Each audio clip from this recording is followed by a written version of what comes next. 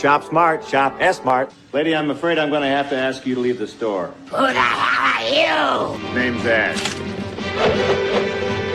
This is my boomstick!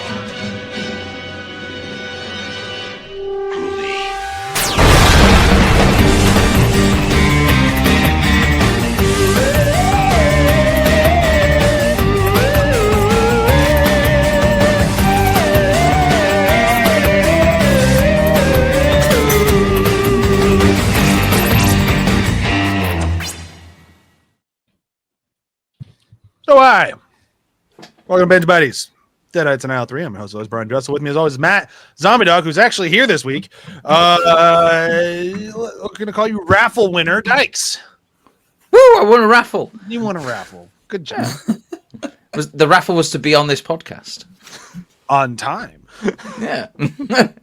Hey, I was there last week, just a little bit late. Yeah, if you turned off the episode before we got to quotes, you did not know that Matt was on the episode last week. But if stuck around, I'm so proud of how that was. As soon as I saw you pop up, I'm like, we're in quotes. I'm like, this is gonna work out well. And then I stole your quote. You did, which was annoying, but when Brilliant things at the happen same well, time. I'm okay with it. We also have let's go with Joel Bill Church Jr. DeWitt. So I have no clue who the hell that is, but I do want to share. I know we didn't mention it, but I do appreciate you guys. Oh yeah. Oh, nice. You know, it fits very well. It's very comfy. Good. Nobody knows what I'm referring to, which is fine. And then I did want to share this too, actually. Yeah. Oh, Hey! Nice tits. How ash of you. I was, I wear black a lot, and it's because I don't need people seeing the outline of my body, especially as I get older. And gosh, thank you for making me feel self-conscious, Ryan. I appreciate it. I thought you just wore black because it's the same color as your soul. That's kind of implied. I was just saying it because I thought it was a funny moment. I didn't really know if you had tits or not. So thanks for the. I mean, the everybody shirt did its job, so we don't know. All I know is that you. Look, I'm not. Well, they've saying been mitts anyway. I'm not saying I'm. What's that guy's name from Fight Club? Bob Bitch Tits. Close. Yeah. I'm not Bob with the bitch tits, but I mean, you get older and you don't need to go into this. Gravity. Gravity is a fickle bitch. I'm just gonna let it go. We also have Ryan Jeff Erickson Lutens. No idea. Is that the one from X-Files? No. That would have been a good one. No, it's from In the Line of Duty, Blaze of Glory. Oh, I have seen that. It's like a shitty TV movie. He plays a bank robber. Cool. This might be the end of our random Bruce Campbell names because I went so scattershot through his IMDb. I have no idea what I've done and not done. And doing a whole another season of Ash vs. Evil Dead and Evil Dead Rise, I'm definitely going to run out. So I'm either going to start repeating names like crazy or we're going to move on to some other thing next week. We'll find out next week. Have you done Sam Axe yet? I don't know. Maybe. I should have written these down. I have not come up with a good system for nicknames in the entire time we've been doing Binge Buddies. I'm not going to do it now. As long as we don't end up choosing a category that's like, oh, that went really racist really quick. Hey, that's already happened once. White on rice. Listen, all I'm saying is old That's a timey good movie. Fuck, it's happened twice. Old timey insults seemed like a good idea on paper. I just didn't expect all the old timey insults to be so racist. You didn't? That's fair. I definitely should have. So we get like 6 out of that or something from that list you're in before it went. Real dark, real quick. I'm just looking them up. I'm not going to repeat any of them, but I'm just like, I remember reading one going like, wait, what is this? Oh, that's bad. Okay, I'll do this other one. Oh, that's bad too. Oh, fuck, they're all bad. And the problem is that when they get old timey enough, you don't understand the context and what they were actually calling these people either. Oh yeah, it's like you pickle picker. I'm like, no pickle picker. That can't be bad. Oh God, it's. I forget what we're watching, but there's a Disney sports movie that came out back in like 2020, and he's the main character is black, and it's called Blue Lips. I did not know that was a racial term until. From 2020? Yeah. God, Disney sucks. It didn't take place in 2020, but like still, it was very like still. Yeah. I mean, Disney sucks, but like I don't know if that's the specific reason to call it. Next. Moving on. Yeah. I mean, I was going to say, did Disney just make that up? Is that a new one that they were like, wait, do you know what? There's not enough racist insults anymore. Let's add a few more. It sounds like it would be something said in Avatar. Be a little too on the nose there. We gotta take down these blue lips. I mean, you know those blue lips. They fly and are tall. Can't wait to see her blue lips. Oh God. Thanks, Matt. I knew there was something missing from last week. Yep. Yeah, we needed that extra special sauce. Oof. I have a joke about that as well. Episode 9 of Ash vs. Dead. This one's called something.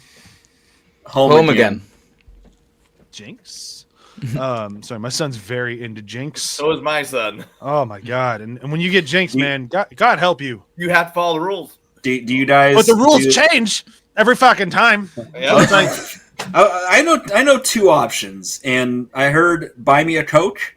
Yep. But in my house, it was keep your mouth shut until I say you're free. Yep. Yeah, that's the general Jinx in the UK. Yeah, so we had the rule of if someone says your name, you can talk, or if someone says your name 3 times, you can talk. Yeah, it's 3 times. But the overall when you're rule is say the name 3 times. Thank you. That's what I said, but the 6-year-old disagrees. Now, how does this all wrap up into Ash versus you? So Ash is driving around with the corpse of Pablo. Yeah. What a great opening. Doing donuts. Getting drunk, getting high. Jinx rules aside, I really enjoy the beginning of this episode. Like, I love him driving around with Pablo, drunk, smoking angel dust, I guess. Yeah.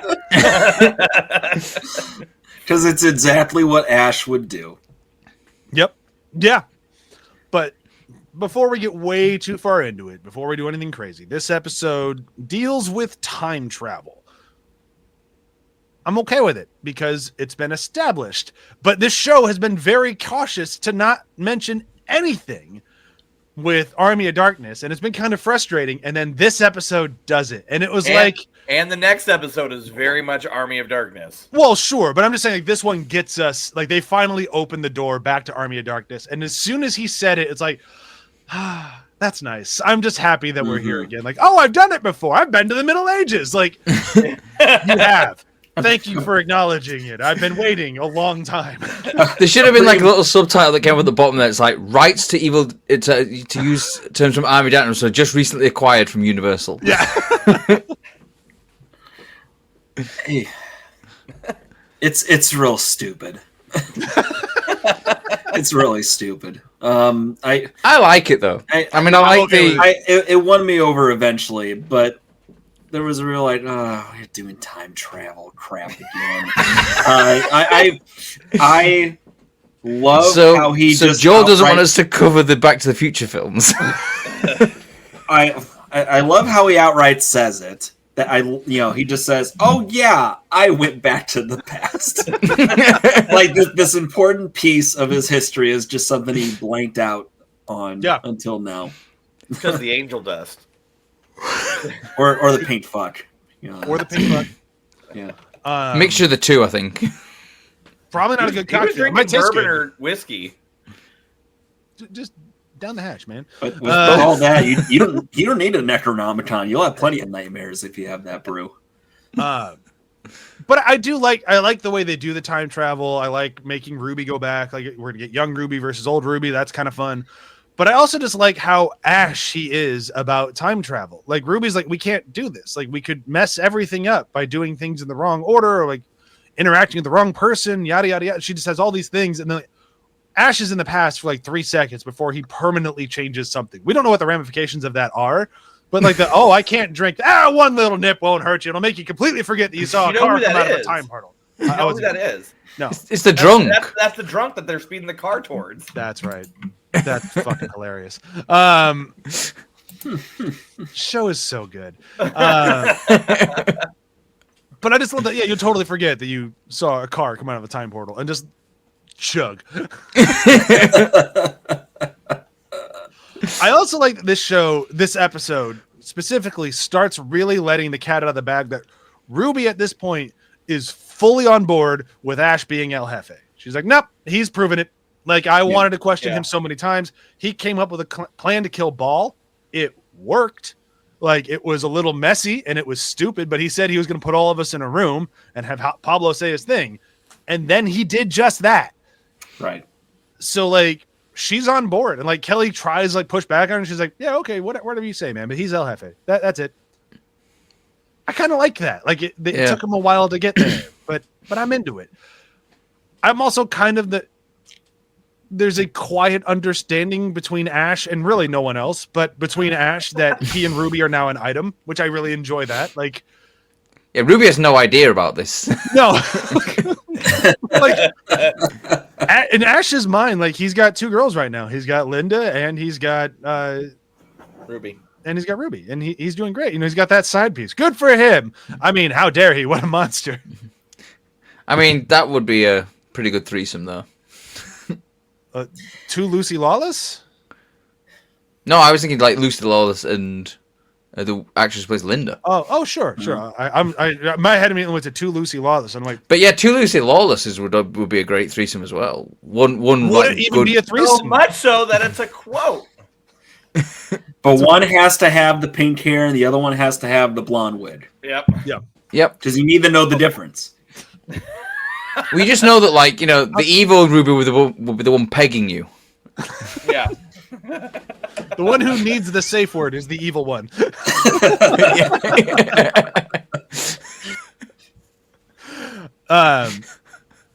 But beyond that, so we go back to the cabin. And as we kind of mentioned last week a little bit, like a lot of us here were excited that we were done with the cabin. And now we're back at the cabin.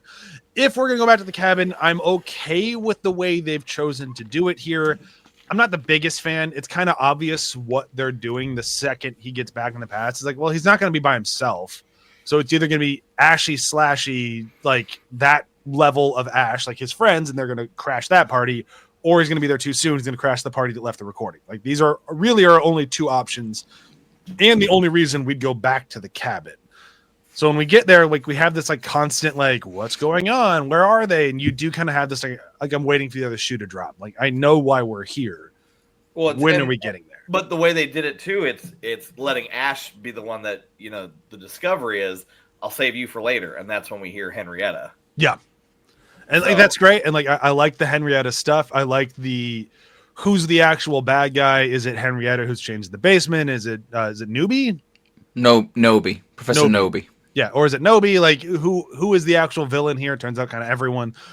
They bring in a girl just to murder her again. You got to do that. But like it does a good enough job, and they do a good enough job with this Deadite where they legitimately had me going back and forth for like a second of like maybe he's trying to like call forth the Deadites into his wife, and maybe they're getting there before that. Like what is going on here? And then the reveal of then they invaded my wife, and that's why she's chained up down here right after Ash lets her out. It's like, okay, this was worth it. I'm having fun with this. This is good. And then we get it's a really good timing of the moment as well. Yeah. Like it's like as he opens the chain and it's like, and that's when he says the line, and you just have Ash going, "Oh, damn it." Yep. He drops the chain.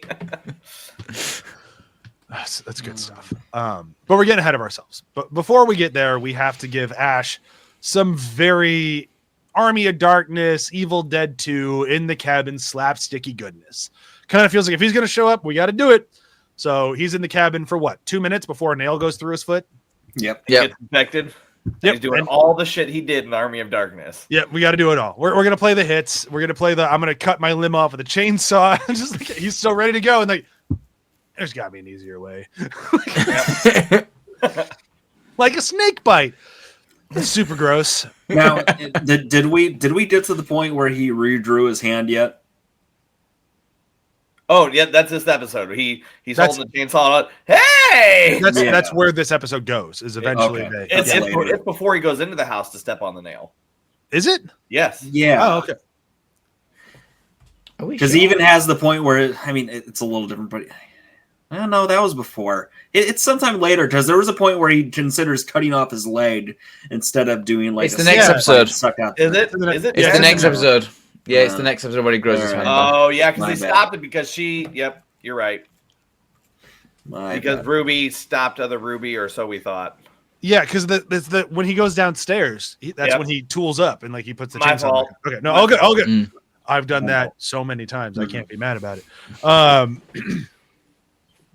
But I do like getting the call back to Army of Darkness. There's not a lot to say about it. Like, he was a lot younger when he made Army of Darkness, so his slapstickiness was a little bit more ridiculous, but he can still do it, and he's still great. Yeah. We get the soups on moment again, like pouring the boiling water and all that. It's just fun. And then he spits out something because it didn't turn into I'm like, how far are we going to go with this? Are we going to get an eyeball in the shoulder? Like, what are we doing here? And then he spits out, almost looks like a calf, sort of demon fetus thing, like a demon frog or something like that. Yeah, because it has like a tail and it's sort of slithery still, and still in the gross. It's gross. It's got a foul mouth. I like it. It's very Evil Dead. Man, fuck you, Ash. Fuck you. Like it's would have been better if he had the puppet. Would have been better. Oh man, if that thing came out with a puppet. I'm into puppets. I like puppets and chainsaws. That'd be a good band. 17 minutes last episode. Give it a listen.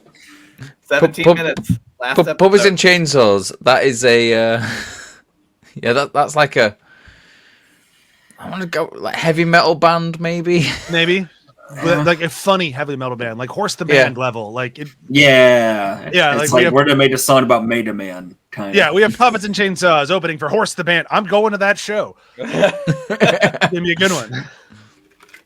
I miss Horse the Band. They were so much fun. Sorry, it's in a nostalgia bubble for a moment. What do you guys think of Henrietta? Am I the only fan? Other people like Henrietta? I really like Henrietta, and I like when she makes the turn that it's Ted Raimi again. Yeah, that's fun. Although I'm still a little tired of Ted Raimi. We got into that a little bit last week. You weren't here for this, but I'm like, the Chet joke is kind of ran dry. But it's okay here.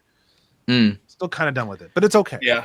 Well, it's just that it's Ted Raimi in the Henrietta suit from 2. That's what I mean. Yeah. It's like it's Ted Raimi back in that Henrietta suit, and then we get a lot of callbacks to 2 with like the neck stretching out and like all that kind of stuff again. I do like that. That was some late 90s CGI with a little bit. I was like, this looks like old TV show. Like we're trying to look futuristic and cool. They did a really good job, I think, though, of not doing too much CGI. There's bits of CGI, but then there's also a lot of puppetry going on as well. It's just that first sequence I'm talking about where the neck gets elongated. Once they get to the practical, like puppet looking, monster thing, I liked all that. That's good. Yeah, it had I know it's Evil Dead. I know it's callback to Evil Dead stuff, but it felt very Dead Alive to me. Like I don't know what the difference. Maybe because it was Henrietta this time. So it kind of had like that mom vibe to it a little bit, which I'm okay with. I love Dead Alive. I mean, who doesn't love Dead? There was a lot more blood. There was a lot more blood in this version of it, though. Like when he chops the head off, there's a hell of a lot more blood that comes out of it than compared to in Evil Dead 2, which I think it just like whacks the head off and you just see the head spinning through the air. Yeah. This one's a much more gut. They went through a lot of blood in this show. And I liked it. I had fun with all of it. I think it's a good time. The stuff that I didn't love in this episode though were like the monster trees. Like they've done such a good job, such a like good / disgusting job with like the forest and how it attacks people that they've made it so terrifying that I'm like, it's like one of the few things in Evil Dead where I'm still like, it just makes me uncomfortable. Like I can get through so much of this movie, no problem. The tree assault is just brutal. And doing it so corny here kind of, it doesn't work for me. And it's very video gamey, like hit it in its glowing eye. Like, It did make me think of Venture Brothers, where it's like, oh, you stabbed me in my leg, but not in my black heart. You stabbed me in my arm, not my black heart. Oh, those were reproductive organs. Just hit my black heart. Yeah, it had that, and the trees, like they felt more like anime tentacles this time than they did like evil forest. It didn't work for me. They had faces, and like the trees have never had like a face before. It was too light out. Yeah, too. And they could have made it dark. And if they made it dark, they could have tricked people into seeing that it was just the outline of the tentacles, kind of like how they did in the first couple movies.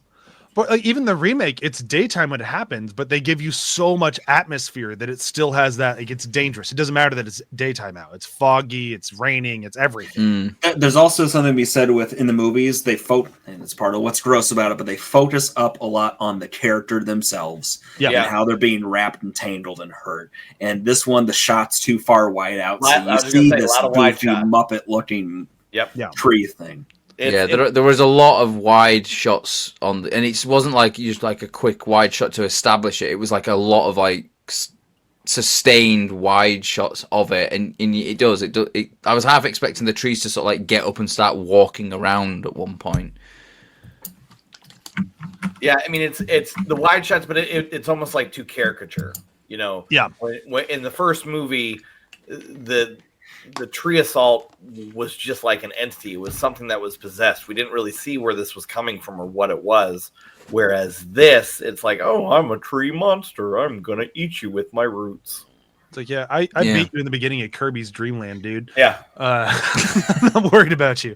The great Deku tree from Ocarina of Time.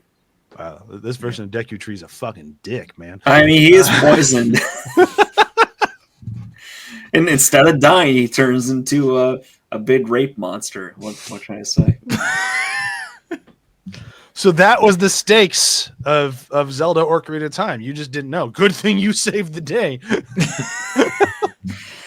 to a child Hylian that gets a lot darker. Yeah. All right. So I did not note in my notes here where the break is. Like last week, these two episodes really blend together. Last week's episodes really blended together, which is fine. But I don't remember where we're at as far as 9 and 10. So Nobi basically runs out and locks the basement door, and he leaves Ash and Tanya with Henrietta in the basement, and Henrietta basically corners them. Oh, and that's like, I'm going to hurt you very badly. Like and that's and then it's like smash cut to the end credits at that point. And then the next one starts like immediately. That's where like Ash like shoots her in the stomach and she spits out all the buckshot. Yeah. Nobi goes in the car, gets popped like a balloon. Gets killed by Ruby. Yeah. Do we know at that point that Ruby was in the car? No. Or is, I think we see him get in and just like a load of blood splatters everywhere, but we don't know it's actually Ruby. Right. Okay. But like, yeah, a lot happens in like 3 seconds. It's the buckshot thing. They try to go upstairs. The student gets pulled through the stairs because she's just there to die again. This was the most obvious. She's just a blood bag. Yeah, like this was the most obvious. Here's a person. They are here to spend lots of money on special effects on. That's it. I'm okay with it, but also kind of like, meh. And then Dr. Nobi dies, which is Nobi. Kenobi. Sure. Whatever. Dr. Dead Guy. He's Dr. Ben Kenobi. Dr. Dick. Here. I'm going to take just a brief pause. If we are going to go back in time to the guy who first read the book, got his wife, whatever, he did the recording that we listened to. We all know that recording. We all know all of this. We're finally going to go back and see that guy. What a waste.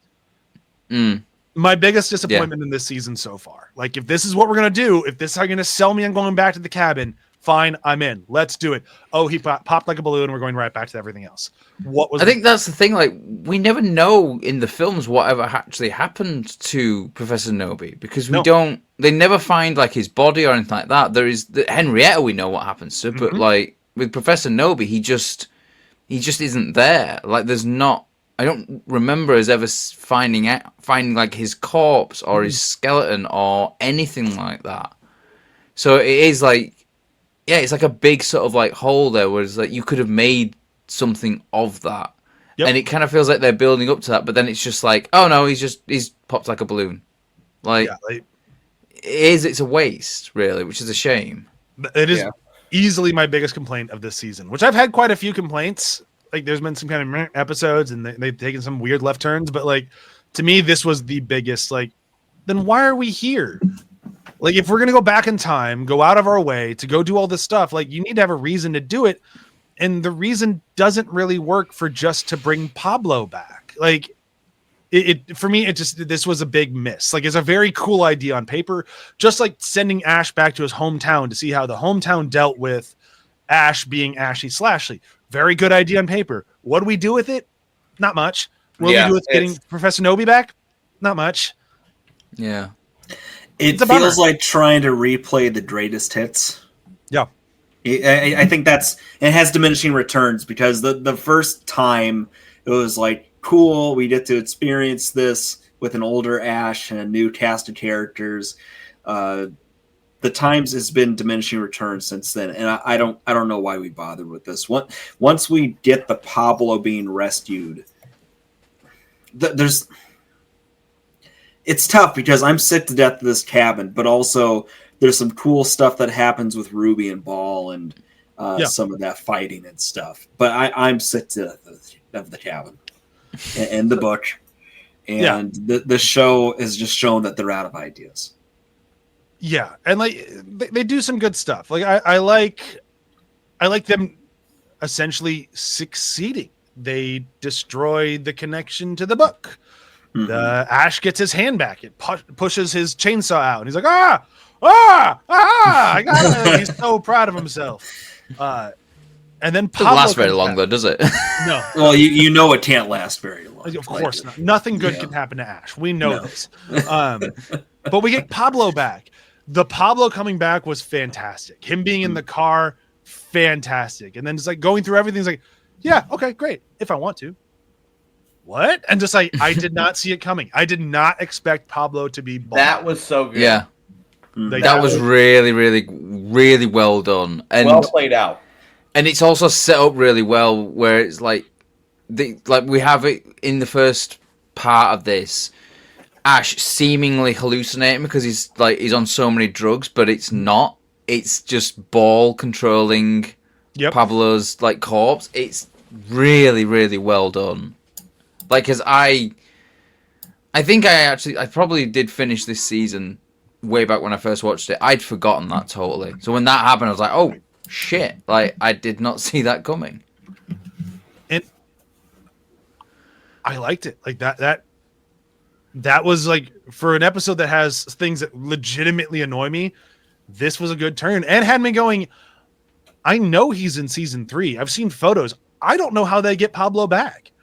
Yeah. Like, he's clearly dead. He got skin suited. Like, how do you unskin suit somebody? Like, where is this going to go? Like, is it going to be a time thing of like, they find a Pablo as they get older? Like, I don't know where this is going. And eventually we get there and like it you know, I'm okay with how it ends. Like, it feels like a very Ash end of like, you get rid of all your demon powers and we're going to go fisticuffs. Bring it on. Yeah. Like, the confidence that Ash has to be able to win the entirety of reality with the fist fight with a demon feels very Ash. I'm very into it. I like it. On par for his character. The scene doesn't fully work for me. Not a good fight. It's not a good fight, which is fine. They're both older. But like, it's the rules thing. And like, I get it with demons, you can't have rules. We talked about a little bit about this last week. Like, it's easier to have no rules in a movie than it is a TV show. But to spend so much time on this ritual where they cut Ash's brand new hand in their own hand, they do the blood sacrifice over the book. These are the rules. They're established. The most sacred bond known to man. And then he starts breaking the rules immediately. I'm like, but so why do we? So we're just padding out the runtime. Like, this is like very clearly just runtime padding. And like, I shouldn't be able to see the strings this well. And it kind of bugs me. I can let it go because I get why. Because like then the fight isn't bad. You know, like as they bring in the powers, it gets better. But I'm like, we've done this. And like even like getting Ash's hand chainsawed off again. It's like, oh, his new hand, not a bummer. But also like, I've done all of this. Yeah. And you really feel it. Like, I don't know how else to describe it. Like, I want to be having fun in this season finale, and it's great. But I'm also like, what are we doing? It's kind of like what Joel said. It's like they're doing the greatest hits a little bit. So we're getting like a chainsaw, like an arm being chainsawed off. We're getting like, you know, some slapstick for him being, you know, his head gets shoved into the piano, and then like he starts playing the piano and like beating him up with the piano keys and stuff like that. It's that kind of slapsticky stuff. It's like when that same band skeletons. It's the skeletons from Army of Darkness. Yeah, it's like when that same band is going on a tour late in their career, and it's like they're playing the greatest hits during their tour, but the vocalist isn't able to hit those same heights, so they're down an octave, and they're sort of stumbling on stage instead of actually being able to run and headbang and do all their cool stuff. That's where we're at here. So how recent did you see My Chemical Romance? When I was thinking Rolling Stones. That was the last time I saw REO Speedwagon. What I was gonna say is like this is just like the greatest hits ode to Army of Darkness. Everything from this, whether it's the time travel, you know, looking and seeing Ruby seeing that he's the guy in the book, everything just goes back to Army of Darkness.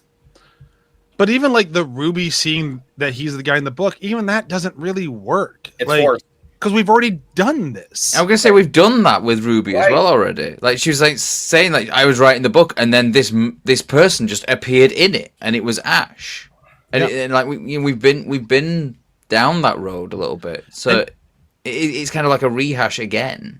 And even Ruby teaming up with Ball to make the kids like, and now the kids are back, and like we've already established we don't know what to do with the kids. Like not we, this podcast, we the writers of that show, like. Oh yeah, we got these evil things, and they're gonna. What's that? And now we're doing that again. And it's like, why? And like, there are good things in it. Like we mentioned last week, I think between episode 7 to now, Kelly has become a much better character. Like they are really rounding her out. She's figuring out her place in this. The actress is doing a better job with everything. Like everything with Kelly is getting better, and she is one of my favorite moments in this episode, where like Ash is feeling it's like, I'm sorry we failed, and she's like, we won a fuck ton more than we lost. Yep. It's like badass moment. Well done, Kelly. Like that was like, here you are getting killed for it. And it's like, whatever, man. I was a pain in your ass. Like that was cool. I like this. Yeah. Still just isn't. I don't even know where like I'd want it to go at this point. Like I don't. So we're gonna burn down the cabin again. Okay. Yeah. And we get Pablo back when they're stuck in the 80s, and then they're not. Yeah. Like, well, they had the logic where he's the book, and he was like, I've got you, El Jefe, and then they use him, I guess, to do the return to the future spell. But how is he the book if they destroyed the book? Like, how is, if the whole point is to go back to undo stuff, and then they did that, but then they come back and they haven't. What?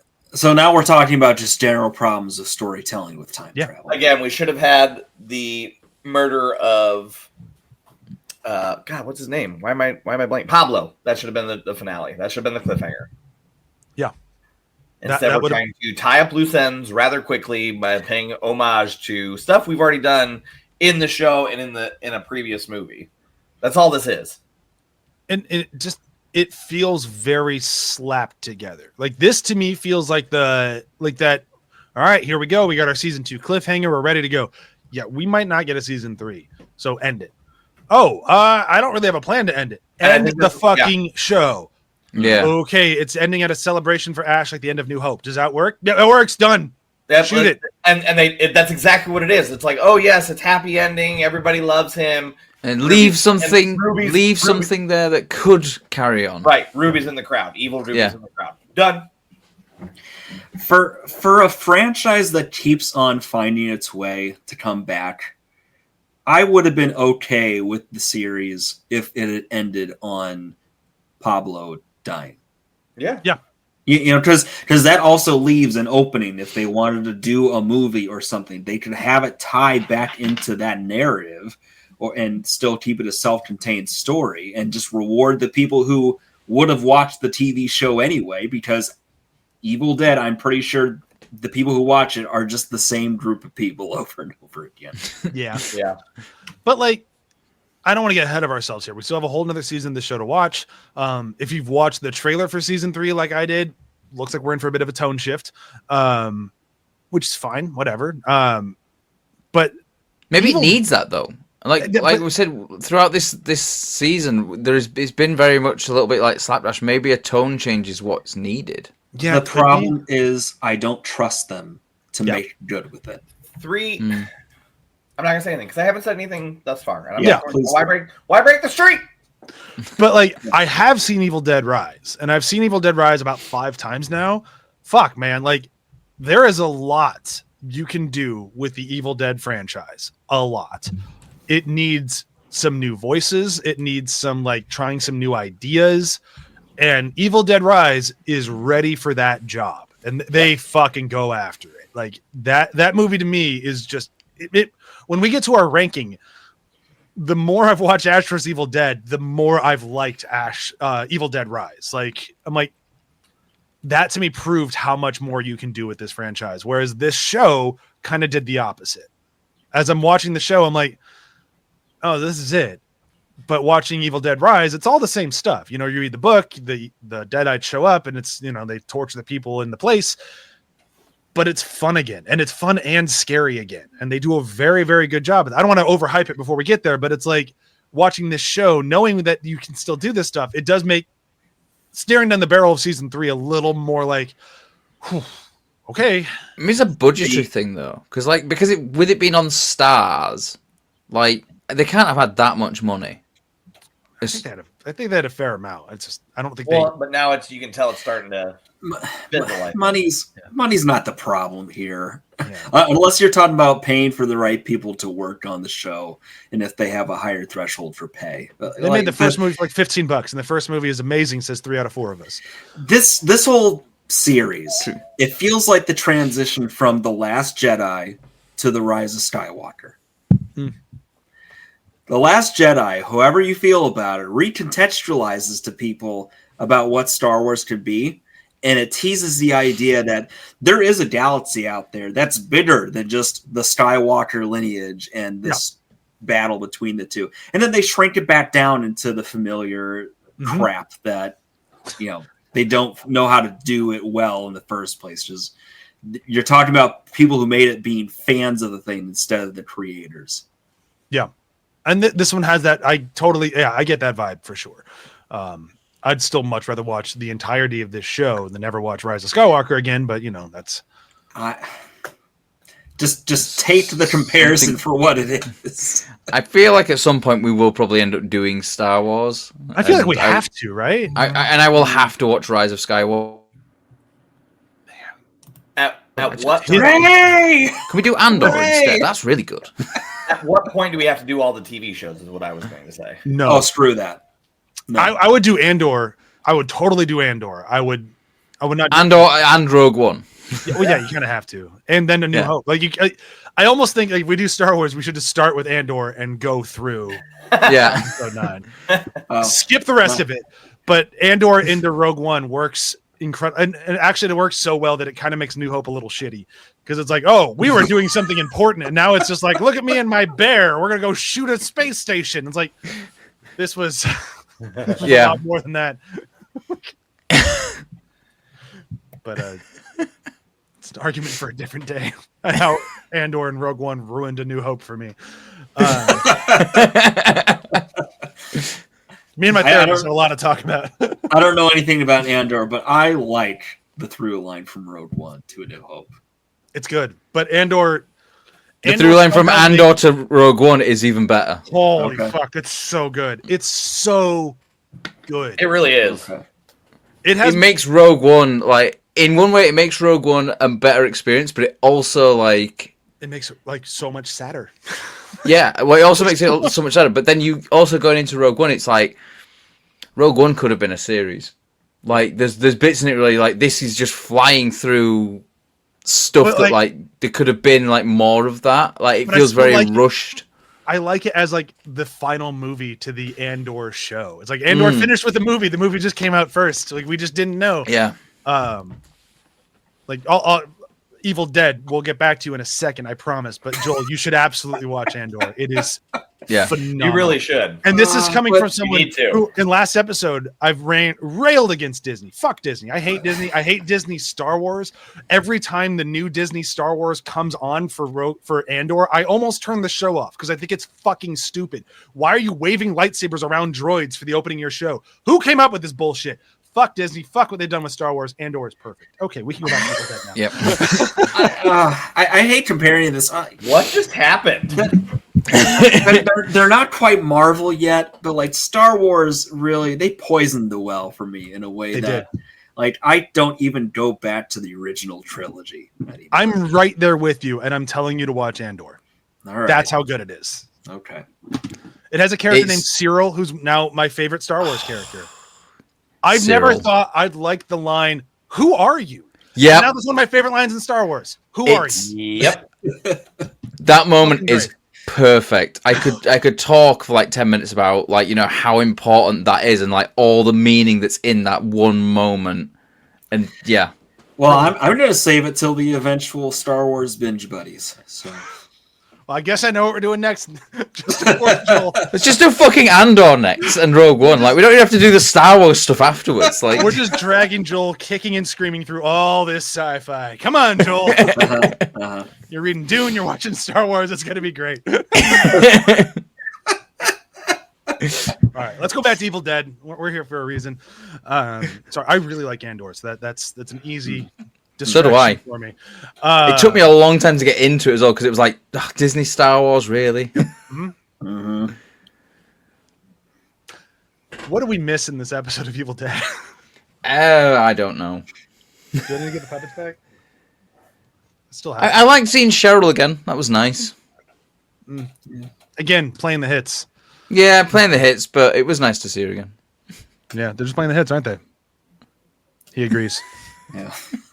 Not even going to try to do the holding your mouth closed while being No, I just don't. I'm not a good puppeteer, so they're just mutes. I still have talk. They nod. Isn't that right, guys?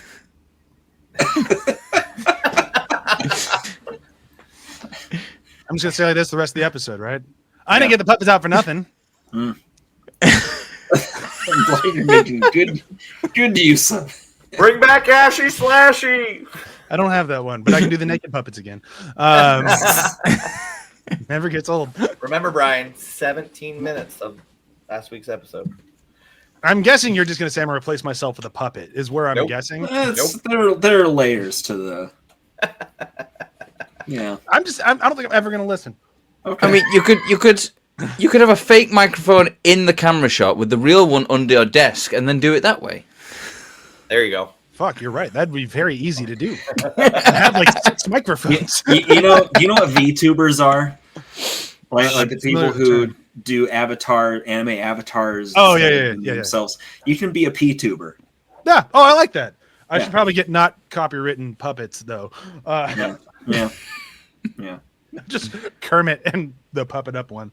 I do have a hot dog puppet as well. I just don't remember where it is. Just buy puppet accessories to hide the fact who they are, like a puppet like from Build-A-Bear, just and glasses. Maybe like one of those glasses where it's got like the fake nose and the mustache. Should I just put that on the Kermit? Yeah. Perfect.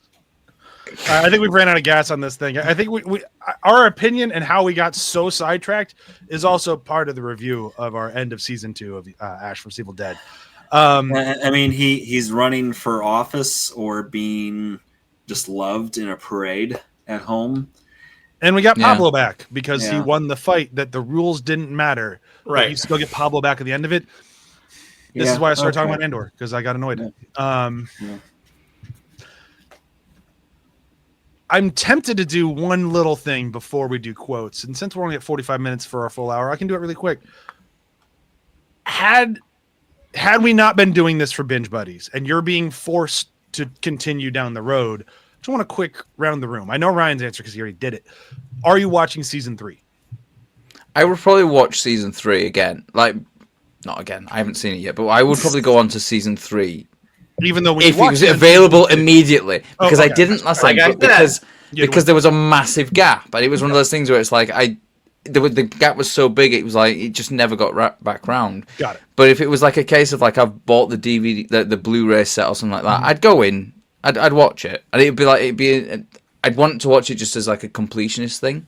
It might be that I get to the end of this and go, I might just watch season 1 of this show and then. Oh, like if I ever rewatch it, just kind of watch season 1 and call it on that. I think I'm already there. Unless season 3 just becomes amazing, which I just, like Joel said earlier, I don't trust it. So I think I'm dropping off. Personally, like I drop off of a lot of shows nowadays because I have no time. Like I do usually on average like 60 hours of work a week. That's on top of like stuff with kids. And so if I'm not loving a show, I drop out of it. Like I'm not going to waste my time. So this one, I feel like, I think I would have already dropped if I'm being honest. I don't think I would have made it to this. I think season 2 mid-show, I'm out. But that's me, and I think I would have regretted it because I really liked not 9 and 10, but 7 and 8. I fucking loved. So, but yeah, I think I'm done. Obviously, we will continue for Binge Buddies, and we'll see where it goes. But yeah, I think I would have dropped. But Joel, what about you? With the caveat that you guys know how I feel generally about the series and my tendency to just watch the same things over and over without Binge Buddies, yes, I would have dropped. I wouldn't have watched it in the first place without Binge Buddies. Let's be honest. That's my point, though. It needs to have that context for me to say I doubly wouldn't have kept up with the show after season 1. Like if you'd gotten maybe Clockwork Orange you. Yeah. Huh? So maybe if we Clockwork Orange you. I mean, we're already kind of doing that. It's just less aggressive. It's kind of Stockholm syndrome-y now, where I'm here and I've been conditioned to be like, yeah, I like this. It's like the Helsinki syndrome, as in Helsinki, Sweden, Finland. Yeah, but I don't want to belabor the point. It's the structure. It's the lack of creativity when it comes to story beats, and there's too many blemishes. It's death by a million paper cuts. Yep. Now, Ryan, did you watch these as they aired, or did you binge them when they came out? I binged them when they came out. I bought the seasons and went right through them. So putting yourself in the shoes of watching as it airs, are you excited for season 3? Or are you dropping? I mean, it's one of those things where I'm always curious. I'm a finisher. When I start something, I finish it. So, I mean, I would finish it. That's just the type A personality that I have. I just have to make sure that if I start it, I'm going to see what it's going like. Right now, I'm on the tail end of the whole Arrowverse, and I'm stuck. But I'm slowly watching it. Man, I loved Arrowverse, and then I got to Crisis, and I'm like, and now it's done. Yep. Yeah, it sucks. That's where I'm at. As soon as Crisis is done, everyone stopped trying. Every show takes a huge tank. So I mean, I dropped after Arrow season 2. I was like, oh, this is bullshit. So I like season 2, but then Arrow gets bad. There's some interesting things in season 3. Man, and then you get to like later seasons of The Flash, and you have Iris like, "We are the Flash." No, you're not. It's Barry Allen. Shut up, Iris. I moved on. I was really into the CW verse, and then wow, they fucked up. I still think Legends of Tomorrow is one of the best shows on TV. All hail Bebo, man. Yep, but their last season is rough. Yep. Although they did bring in some of his on as Booster Gold. That would have been a really good casting choice. Yeah. And they brought in Matt Ryan as Constantine. They did good stuff. Yeah. And then none of them went on to get much acting roles ever again. Bummer for everybody. Should we do quotes? Did we do quotes? We didn't do. No, we haven't. Let's We haven't done quotes yet. You, quotes. you preempted quotes with the question. Yeah, that was a good question. I'm glad I did it. Matt, why don't you go first this week? Kelly, got the letter I wrote? Don't panic. It's 1982. We're in the cabin. If you're no apostrophe reading this, you're not dead. P.S. You were dead. Perfect. Yep. That's pretty great. That was on my short list. Yep. All right, Joel, you're up. Let's see. Ash, you're upset. You shouldn't be behind the wheel of a car. Yes, I'm upset. Yes, I'm behind the wheel. Yes, I'm drunk. And maybe my license isn't the fancy time for the DMV, but at least I'm drunk. Now you better read that spell right now, or we're all going to meet Pablo. That was on my short list. But there's I'm just gonna go because my quote is directly after that. My quote is he goes, Linda, I'm going to fix everything and I'm coming back for you. He sticks his head back in the car, speeds up, puts his head back outside the window and goes, hey, if Linda didn't hear that, could someone please tell her? She's dead. That's good. Mine. I already kind of mentioned it earlier, but it's when he's talking to the alcoholic. Come on, one little nip, your life will be exactly the same. That's it. Doesn't he say something? Now let's go change history. Yeah, let's go change history. It's pretty good. My episode 10. Oh, okay, yeah, my episode 10. Get on board because the pain train is stopping in Billville. Well delivered. I still like how he calls him Bill instead of Ball. The whole time. Yeah. He refuses to call him Ball. Yep. I don't think he refuses. I just think he thinks his name is Bill. Yeah. Although he did finally get the Pablo's country correct after calling him a Mexican again. Sorry, my Honduran Mexican friend. My Honduran Mexican. Gosh, worst. My turn? Your turn. Ruby has closed her eyes and they thought she was dead. And Ruby wakes up and goes, I'm not dead, you dumb bastard. And Ash goes, oh, wow, that was weird. You were like really still for a minute. I had to play that one back because the first time I saw it, I thought he went, oh, wow, that was rude. Oh, wow, that was weird.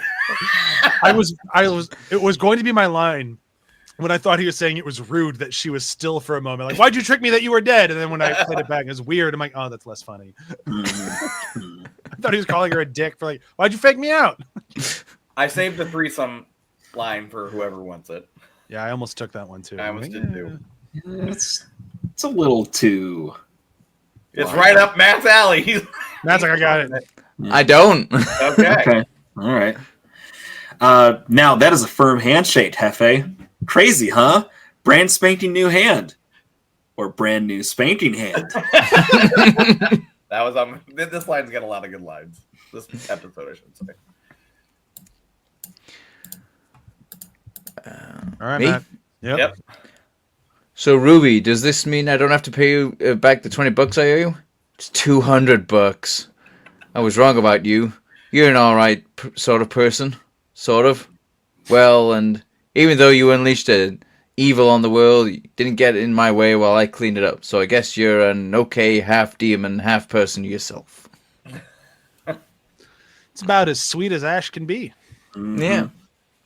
Should we say the threesome line anyway? I think if we didn't want it, we didn't want it. I think Okay. we've proven that we didn't want it. Yeah. Gonna leave it there. I did like at the end when he's where he goes up to do his speech and he says about how I was a pariah in this town. And it's just the guy in the crowd. You see this voice from the crowd go, "Yeah, you were." I almost chose prison rules when he's battling Ball. Oh, that was pretty Prison good. rules, eh? Like the ball fight is not a good fight, but it's not fun good. to watch. That's why I didn't pick it. I can't give credence to that fight.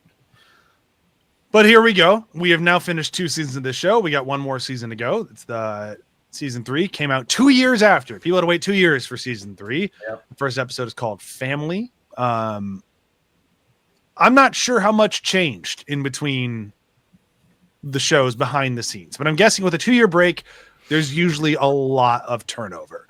Like your creative heads might stay the same, but the crew, they've moved on because you can't keep a crew on hold for 2 years. You just can't. So I'm going to be interested to see. Evident in the finale. Like you can tell, like it was so thrown together. Like we don't know if we're coming back. That was really weird. Did anybody else have him freeze and then have his sentence finish over his frozen face? Yeah, no, that happened to me as well. Okay, great. Felt very Evil Dead. But yes, so I'm cautiously optimistic because I do love Evil Dead, and maybe they figured stuff out. We'll see. Never mind. I'm looking at the summary of the first episode. I'm not sure if I'm gonna like where this is going. But we only have 3 recording sessions left, though. Episodes 1 through 4, 5 through 8, and then 9, 10, and Evil Dead Rise. The fact that you're consoling us preemptively concerns. Oof! I didn't think about it like that. Not a good time. It has moments. It also, you can tell it's the end. All right. Anything we want to plug? I know Joel and Kelly will have an upcoming podcast on Dune because he's finally read Dune. Buried that late and I asked him how far along he is in it. He's done.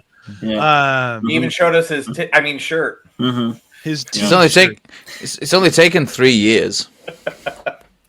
It's a long war. Yeah. He read it in real time. Christ, if you read it in real time, it'd have been 30 years, wouldn't it? Yeah, I don't think it's been quite that long. Paul doesn't get that old, does he? I don't know, maybe 10 years. I think like 10, yeah. No. Yeah, I mean, his grandpa turns into a worm, right? Not his not kid his dad. turns into a And that's like his kid or like his grandkid.